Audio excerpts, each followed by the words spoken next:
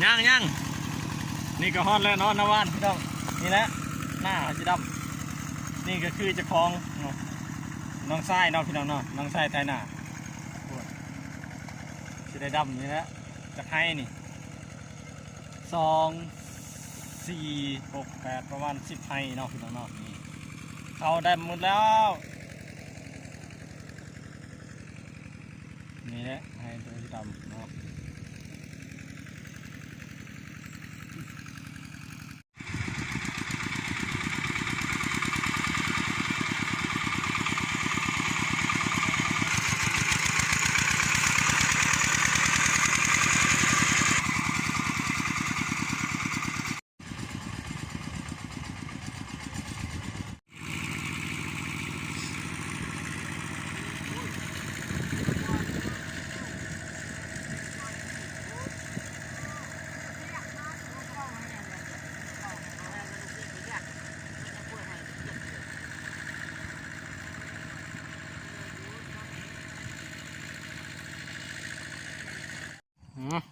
มือนี้หน้าว่านพี่น้องนี่คนดำหน้า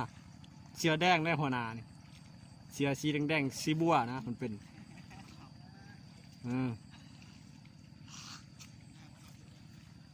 เราทาเบิ้งทาง YouTube เนาะพี่น้องเนาะพอครัวเอาได้คักๆได้เผ็ดแซ่บๆเนาะบ้านเพื่อนเลยคือบ้านใหญ่เพื่อเราชุบเลยอันนี้ก็หม้อหืดหม้อใหญ่ต้มกะลาไปเลี้ยงได้นี่จะอกบอกกี่บอกคักเบิ้งเราข้าวไอ้สร้างนี่เราข้าวมึงคงบ่แซ่บดอกตัวนี้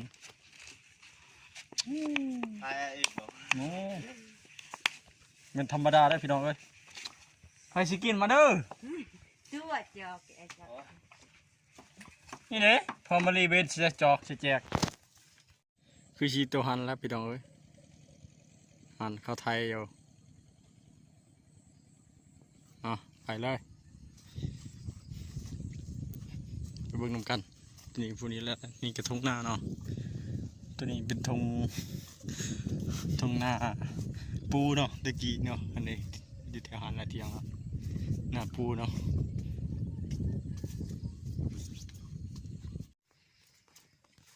แบกชีวัดแล้วเนาะเบิ้งนก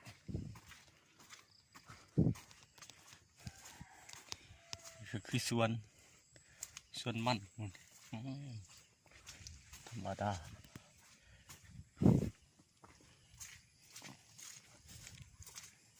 ใส่ดอกนึง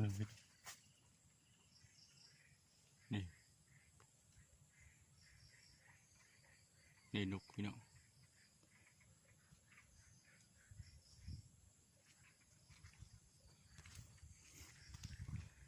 ดีพี่น้องเลย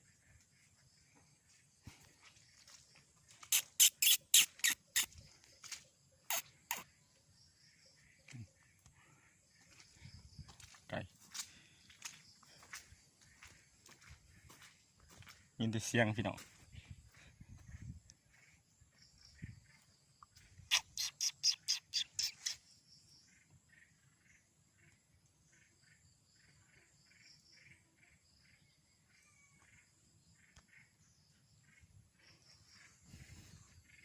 วันนี้ไปต้องสาดนะพี่โอ้บิดไปเลย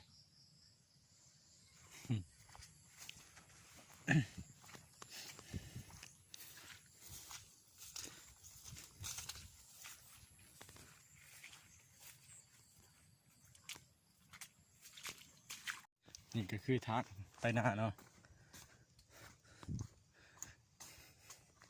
ธรรมศาสตร์นะพี่น้องเนาะแบบธรรมศาสตร์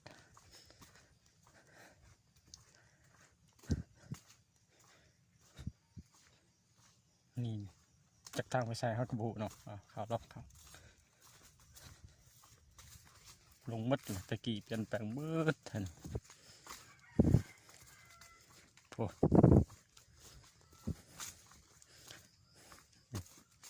นี่แหละตะกี้ทางเดิมเนาะพี่น้องนี่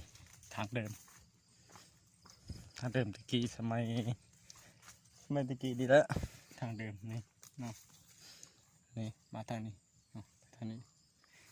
แต่เด็กๆก็เห็ดไม่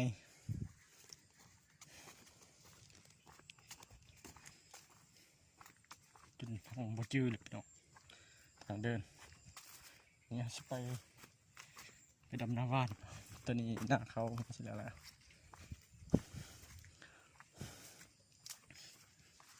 ไปตามกัน